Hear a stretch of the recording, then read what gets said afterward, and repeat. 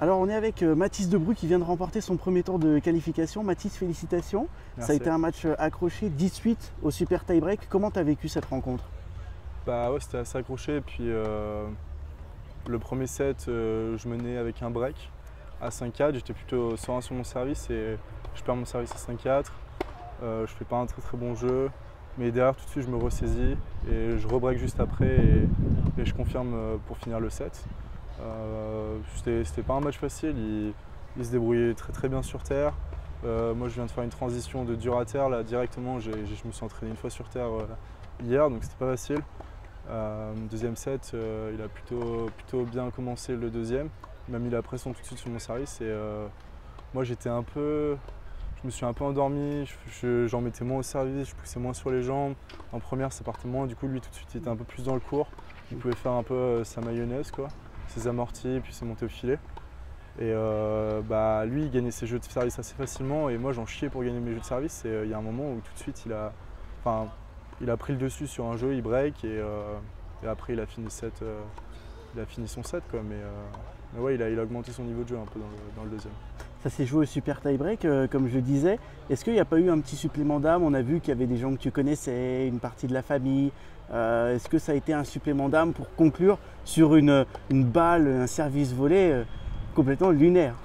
Bah, forcément ça aide un peu de se laisser porter. C'est sûr qu'il y a eu pas mal de points accrochés, de beaux points dans le super tie-break. Après je l'ai pris assez positivement le super tie-break.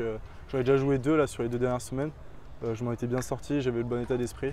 Et là je me suis dit pareil, être offensif, avancer et pas subir quoi, parce que c'est pas mon jeu et puis c'est pas le moment de le faire quoi. Donc non, je trouve que j'ai plutôt bien géré les points dans le super. Tu es en université aux États-Unis.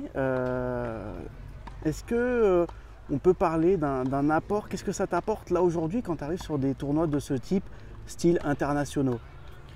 Bah, déjà, on s'entraîne beaucoup la journée à faire pas mal de matchs. Il y a pas mal de. Enfin, les entraînements en France, on va dire que c'est beaucoup plus centré technique. Là-bas, c'est plus un peu l'esprit de la gagne. Jouer des matchs. À l'entraînement, il y a énormément de. Tout le monde est très concentré. Il y a vraiment beaucoup de. Pas de tension, mais tout le monde a envie de gagner les matchs d'entraînement, quoi. Alors que là, en France, des fois, on voit des matchs d'entraînement où ça joue un peu à moitié. Là-bas, c'est vraiment tous les matchs, tu joues ta place, donc tu dois t'accrocher pour ton spot, quoi. Et, non, c'est intéressant, je trouve qu'il y a une bonne dynamique, quoi. Puis les ressources sont quand même pas mal là-bas. On a un coach physique, on a 2 coachs. Moi, personnellement, j'avais quelqu'un qui ramassait les balles, c'était un peu trop, mais après, voilà, faut prendre ces 4 ans, il faut profiter. Et puis, c'est une bonne transition pour le circuit, je trouve. Là, on le disait, tu arrives sur le circuit du coup en fin d'année universitaire.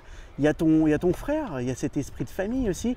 Il a gagné Roland-Garros Junior, il a été en finale de Wimbledon Junior en double.